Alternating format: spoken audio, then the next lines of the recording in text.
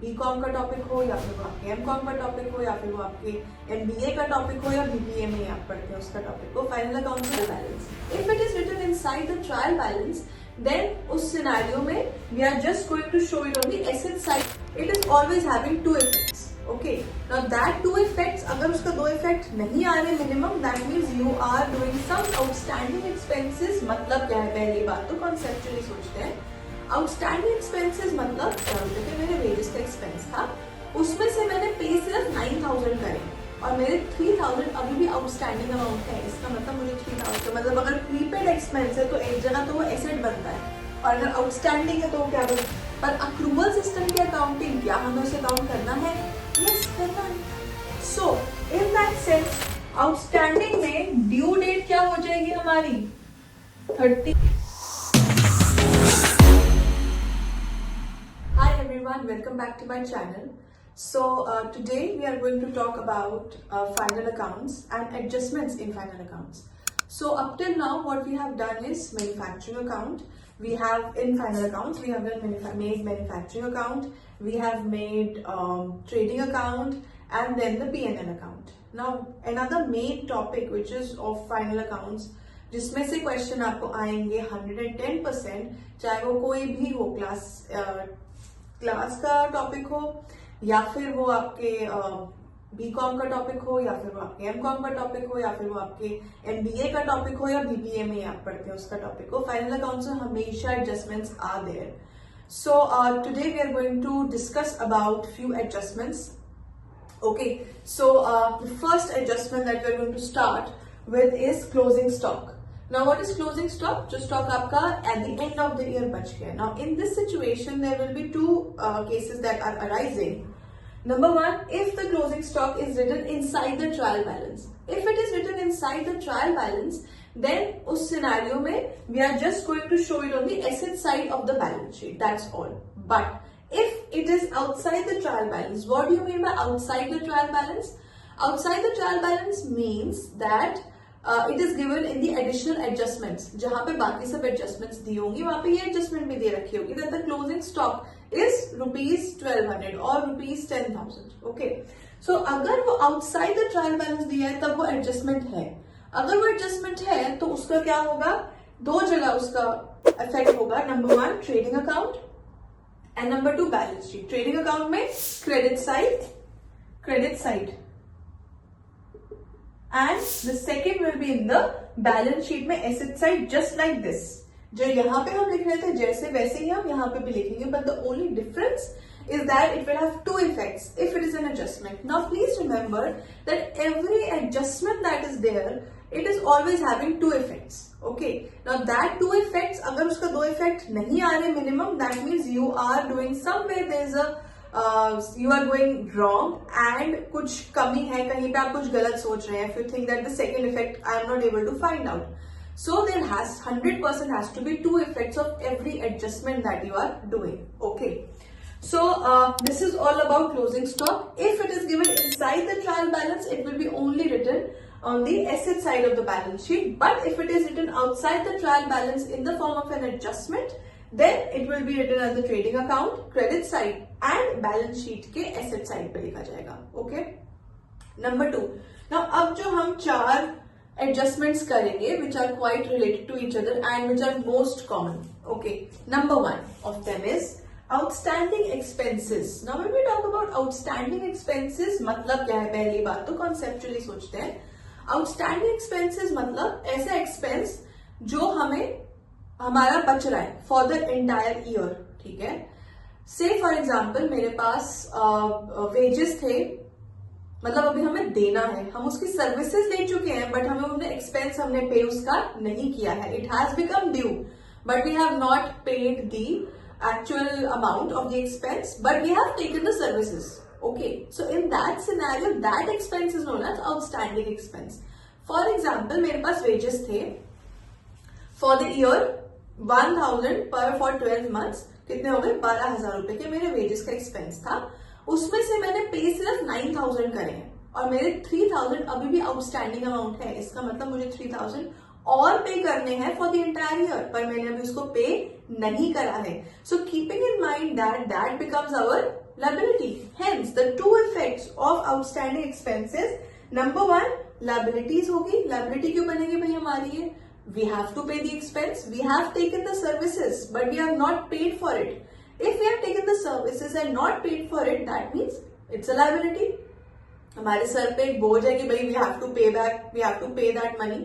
So that becomes our liability. Liability कहाँ पे? Balance sheet की साइड पे शो, बैलेंस शीट में लायबिलिटी साइड पे शो किया जाएगा outstanding expenses. The second is PNL account के एक्सपेंस. पीएनएल अकाउंट में जो एक्सपेंस होगा, या फिर अगर मान लो वो एक्सपेंस आपका ट्रेडिंग अकाउंट में है फॉर दैट मैटर, अगर वो ट्रेडिंग अकाउंट में भी है तो भी वो जो एक्सपेंस है उसमें that much outstanding amount will be added. Now why? Question is why will it be added? Because we are working on the accrual system of accounting. ठीक है, according to accrual system of accounting हमारा जो साल का expense बनता है, that particular expense हो या इनकम हो, हमें उसको लिखना है. यही कहता है accrual system of accounting.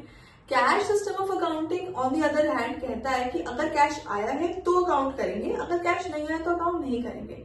But हम अक्रूवल सिस्टम ऑफ अकाउंटिंग पे काम करते हैं, कैश सिस्टम पे नहीं करते हैं. तो अक्रूवल सिस्टम कहता है जो इस साल का बना है वो आपको पूरा का पूरा उस साल में शो करना है, उसके बुक्स ऑफ अकाउंट्स में शो करना है. तो बन तो 12,000 रुपए रहा था ना, आपने 9,000 रुपए दिए थे. इसका मतलब जो 3,000 रुपए है वो आपका क्या बन जाता है? Outstanding. May be rent, may be wages. अगर वेजेस है तो वो कहाँ जाएगा?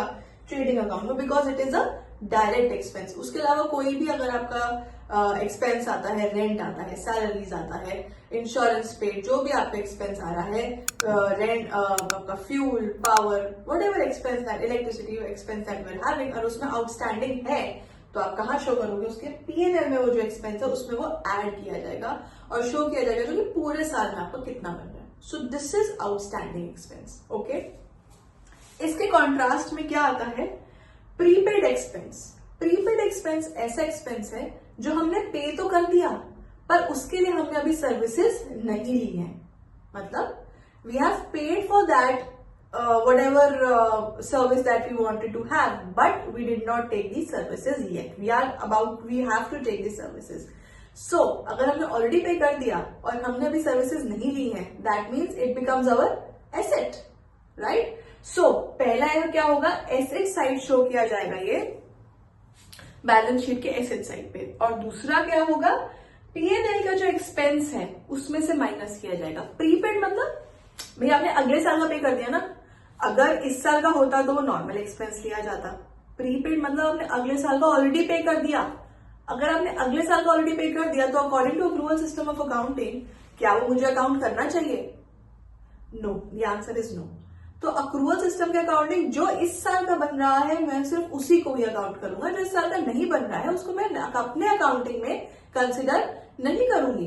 राइट? सो एक्सपेंसेस में से माइनस हो जाएगा, या फिर अगर वो एक्सपेंस ट्रेडिंग अकाउंट में है तो वो ट्रेडिंग अकाउंट में एक्सपेंस में से माइनस हो जाएगा. Okay, as simple as that. Next, so this is about expenses. तो मतलब अगर प्रीपेड एक्सपेंस है तो एक जगह तो वो एसेट बनता है, और अगर आउटस्टैंडिंग है तो वो क्या बनता है? हमारा लायबिलिटी. यहाँ पे पीएनएल या फिर एक्सपेंसेस में से वो उस पर्टिकुलर एक्सपेंस में से वो माइनस होगा, यहाँ पे वो उस पर्टिकुलर एक्सपेंस में आउटस्टैंडिंग में वो ऐड हो जाएगा. ठीक है. Now the fourth adjustment that we are going to talk about is outstanding income. Now outstanding income क्या है? एक ऐसी इनकम जो हमें नहीं मिली, राइट? वो आउटस्टैंडिंग है. मतलब सर्विसेज हमने उसके लिए दे दी हैं पर वो अभी तक हमें मिली नहीं. मिलनी है, यस. अगर वो हमें मिलनी है तो हमारी एसेट है या लायबिलिटी है? Definitely it is an asset to us. तो एसेट साइड लिखेंगे बैलेंस शीट के. क्या? हमारी outstanding income. It is about to be received but we have already paid. मतलब हमने डन सर्विसेज कर दी, we have given the services, so it becomes an asset. कल को हमको मिलेगी और ये उस इनकम में ऐड होगी. अब सबसे बड़ा सवाल ये है, ये ऐड क्यों होगी? भाई इस साल की इनकम थी, आनी चाहिए थी, यस, पर क्या आई? नहीं. पर अक्रूवल सिस्टम की अकाउंटिंग, क्या हमें उसे काउंट करना है? यस, करना है. सो इन दैट सेंस जो भी पीएनएल में इनकम है तो वो इनकम्स में क्या होगा? उतना अमाउंट जो हमारा आउटस्टैंडिंग है ऐड हो जाएगा. ठीक है। Next is income received in advance. Now what is income received in advance? मतलब इनकम आ चुकी है for the current year, but हमने उसकी सर्विसेज पे नहीं करी है।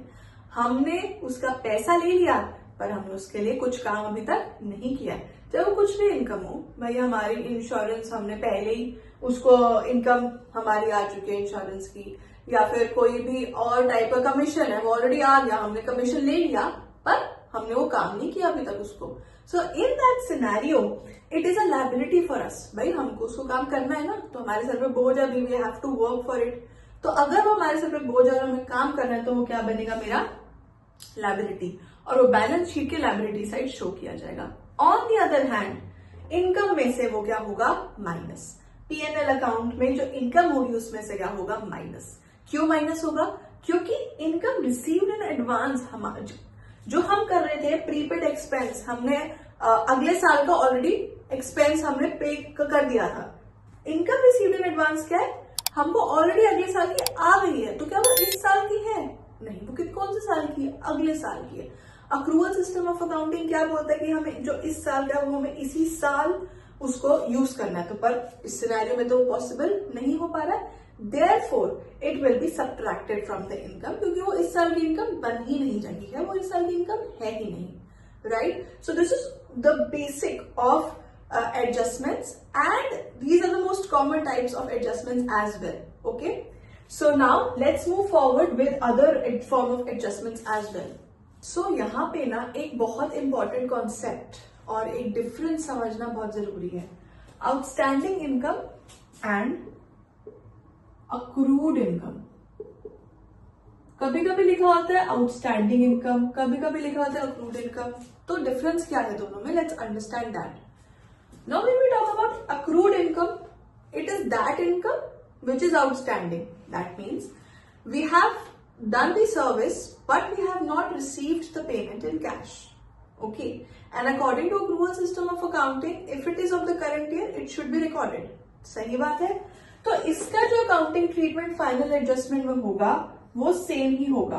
मतलब ये भी पीएनएल अकाउंट में इनकम रिस्पेक्टिव इनकम में क्या होगा? ऐड, और asset side of the balance sheet लिखा जाएगा।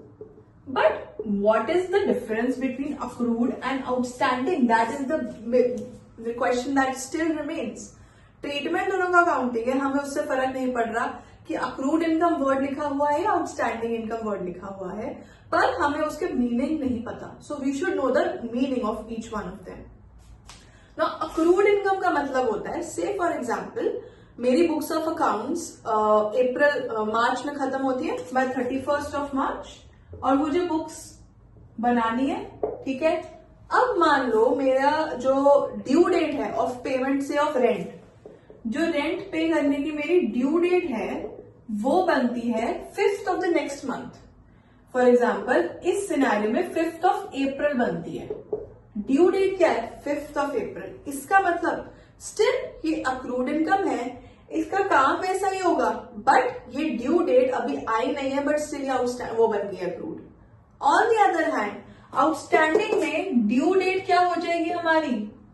31st of March only. तो मतलब हमारा ड्यू डेट जो है वो हमारी उसी साल में आ रही है, और तभी वो आउटस्टैंडिंग इनकम के फॉर्म में मानी जाती है, और हमने ऑलरेडी उसके लिए काम कर दिया है, ड्यू डेट पास हो चुकी है, तो वो हमारे लिए आउटस्टैंडिंग बनी।